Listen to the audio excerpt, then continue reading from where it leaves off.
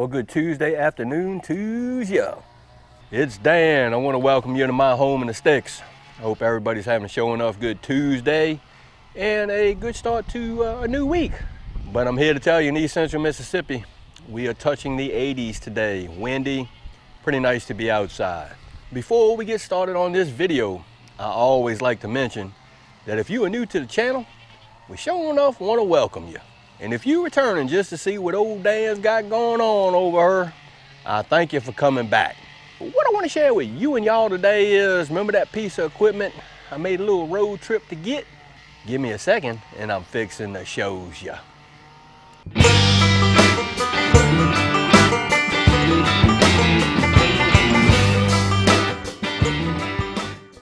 Well, look at her. Well, yes, last Thursday of last week, I actually made a little road trip to North Mississippi. And I'm here to tell you I was dang near in Tennessee. That's how far in North Mississippi I went. I found a Covington one-row cedar actually on Facebook, on the marketplace. I really don't get on Facebook all that often, but I do go to the marketplace to look for agricultural stuff, farm equipment, things of that nature, and that's how I found that. Come to find out, the gentleman that was selling it, he's started getting up in the age and he no longer used this piece of equipment, so he had it up for sale. So this Covington this one-row cedar planter is approximately 3 years old. Been used once or twice, isn't hurt at all. Actually, it's in really good shape. The one thing about this planter that I can't use is my quick hitch. Can't use it because of this piece right here. I just can't use it. So I actually have to disconnect it and just use my top link and my arms and rig it up like that. But this cedar is in relatively excellent condition. I have a little work that I need to do to it. A lot of these wing nuts froze up, not rusted, it froze up. The gentleman that had it actually he actually keeps all of his equipment undercover in a shed or a barn, such as I do. I try to keep all my equipment out of the elements, except for my bush hog because I don't have any place to put it yet. It's in really good shape. I have a few things that I need to do to it. I have to repack these fittings. There's a bunch of Zerk fittings or grease fittings all over this cedar or planter. So I got a lot of work, a little bit of work to do with it. I'm gonna clean it up. This planter, I keep saying cedar, well actually it's a cedar or a planter, well we'll call it a planter, actually comes with the wooden fertilizer hopper. It's metal on one side, wooden on the other. And it's in pretty good condition for its age, which is, I'm gonna say it's about 5 years old.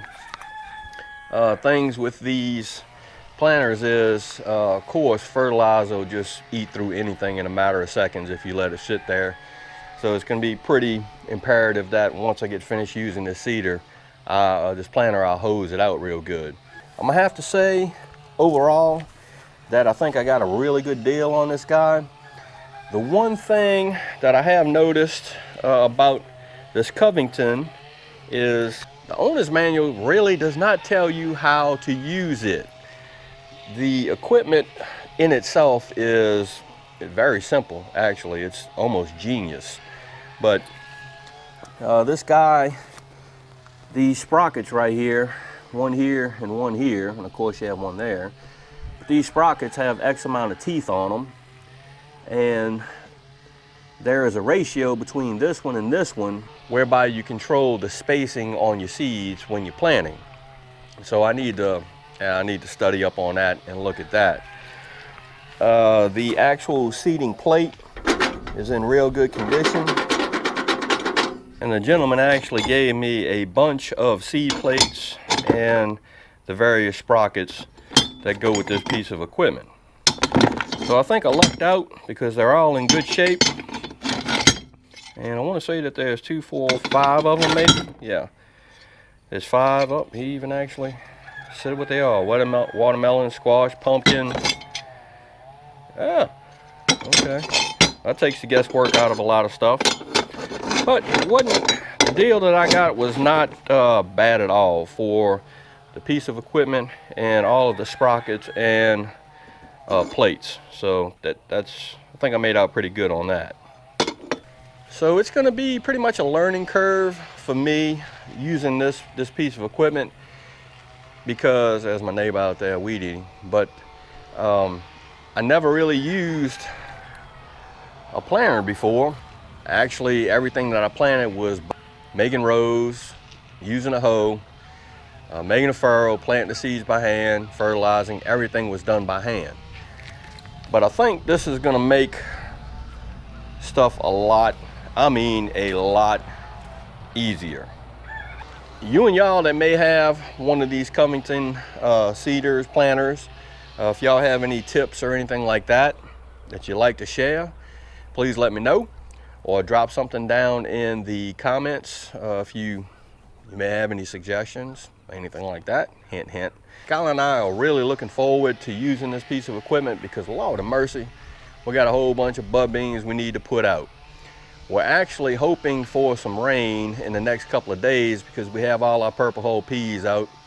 We got a little bit of rain, I don't remember what day it was, last week. It helped out a lot.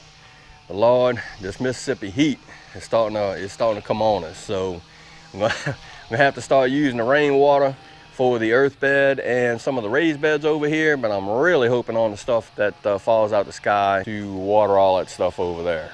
So y'all, that's what I wanted to share with you and y'all today. Covington planter cedar that we purchased for the homestead. Major investment for us, but I think it's going to help us out in the long run. And yeah, it's going to save on the back and the knees and the stooping, trying to get that stuff planted out there.